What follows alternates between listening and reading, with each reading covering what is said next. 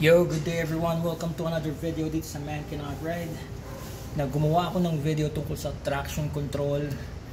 At sana napanood niyo yun. Sana meron kayo napulot na kapakipakinabang. The good, the bad, and the ugly.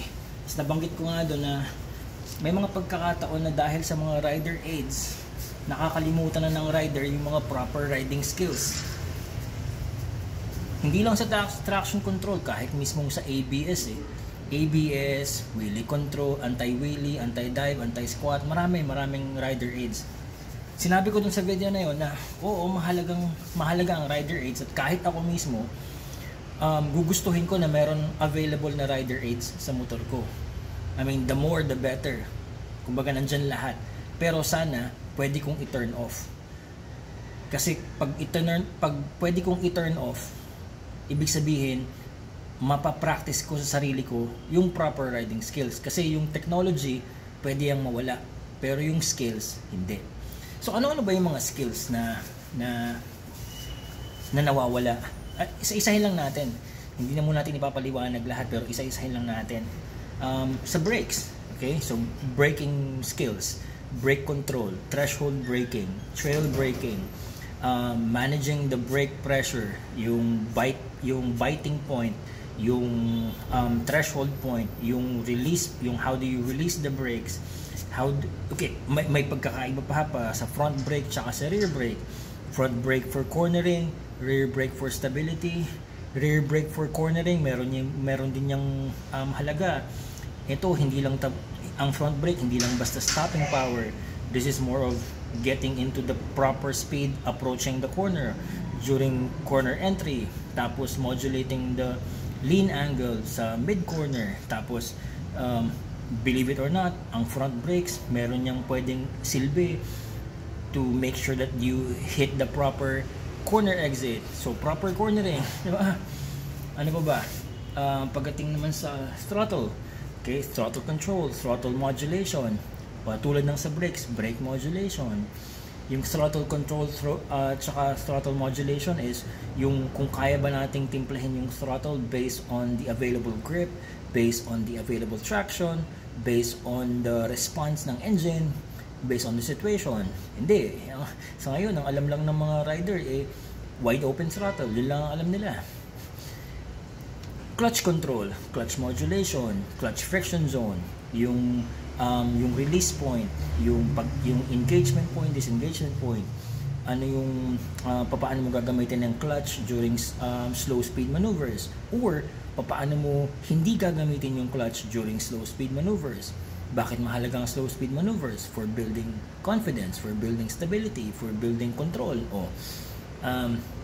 shifting, coordination ng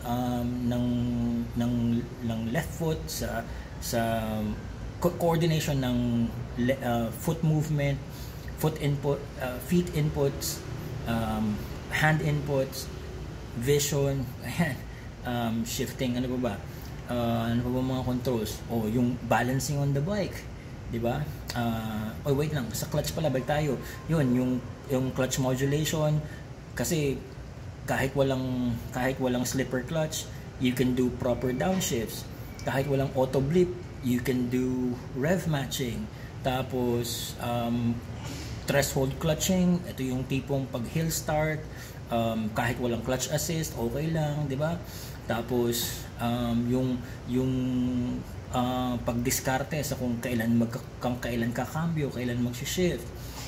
Okay, going back to the balance on the bike, how you put yourself on the bike, how you manage yung foot peg placement, yung ergonomics ng body position mo, and then setting up the bike properly.